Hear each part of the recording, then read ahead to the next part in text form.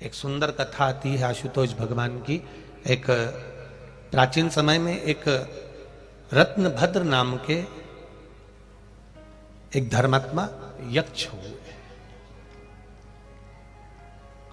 जिनका नाम था रत्नभद्र।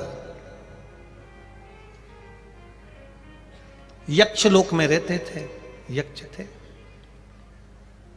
अब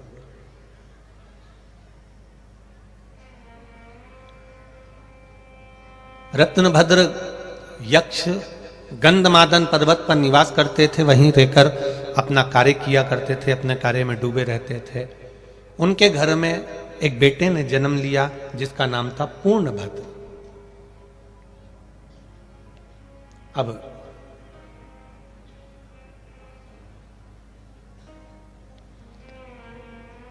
पूर्णभद्र बड़े हो गए, उनका विवाह हो गया। कन्या कनक कुंडला से, उनकी धर्म पत्नी का नाम था कनक कुंडला। 16 वर्ष निकल गए, कनक कुंडला के गर्भ से संतान नहीं हुई। जिस नारी के गर्भ से संतान नहीं होती उसको बड़ा दुख होता है कि मुझे संतान क्यों नहीं है।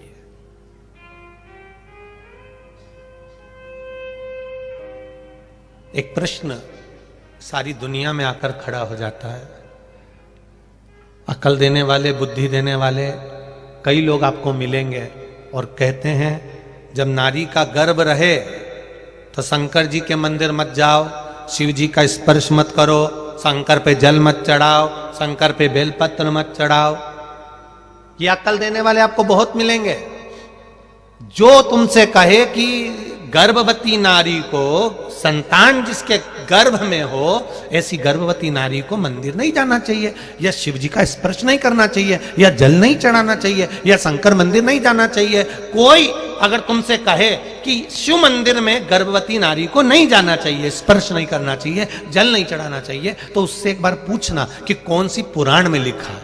उस पुराण को लाके बता एक बार, हम पढ़े, हमारे भी तो स्मरण में आए कि कहाँ लिखा हुआ है कि गर्भवती नारी को मंदिर नहीं जाना चाहिए, गर्भवती नारी को भगवान शंकर के मंदिर नहीं पहुंचना चाहिए, गर्भवती नारी को शंकर भगवान पे जल नहीं चढ़ाना चाहिए, गर्भवती नारी को बेलपत्र नहीं चढ़ाना चाहिए। कहां लिखा है,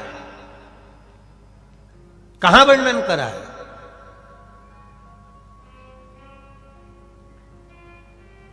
कितना सुंदर कहा है, गर्भ में संतान हो तो भजन करो, गर्भ में संतान हो तो रामायण, गीता, हमारे वेद, हमारे शास्त्र, हमारे पुराणों को पढ़ो।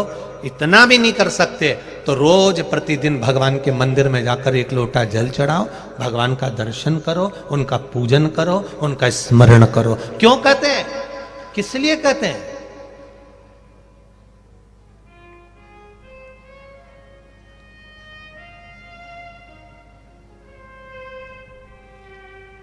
डॉक्टर कहते हैं बेड रेस्ट,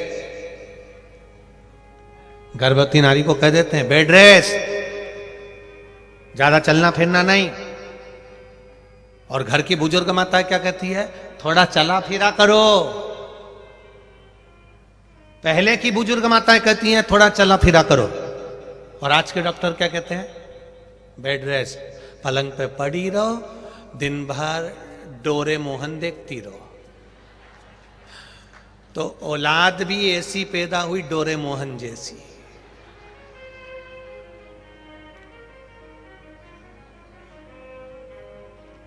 ऐसी औलाद पैदा हुई कि रो रही है कि हंस रही है मालूम ही नहीं पड़ता। डोरेमोन हंसता है कि रोता मालूम ही नहीं पड़ता।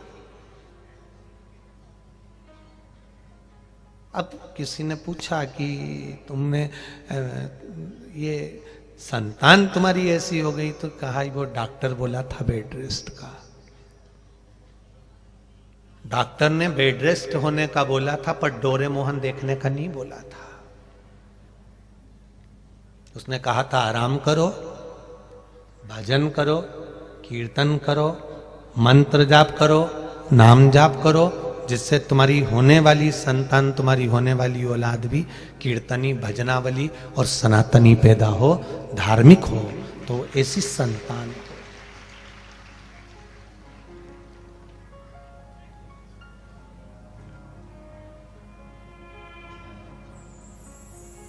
भजन का बल बढ़ाइए, भजन का बल।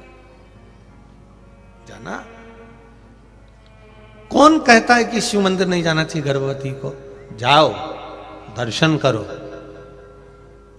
स्कंद पुराण कहती है गर्भवती नारी को भगवत भजन करना चाहिए, नाम जाप करना चाहिए, कीर्तन करना चाहिए, वेद पुराण शास्त्र पढ़ना चाहिए। हमारे भारत भूमि पर जन्मे हुए वीर वीर योद्धाओं का चरित्र पढ़ना चाहिए। महाराणा प्रताप, छत्रपति वीर शिवाजी, संत नामदेव, तुकाराम, रामकृष्ण परमहंस, चैतन्य महाप्रभु जी, मीराबाई, श्रीमद वल्लभाचार्य, गुरु नानक देव जी, श्री महावीर स्वामी जी, गौतम बुद्ध जी, इनके पावन चरित्रों को पढ़ना चाहिए।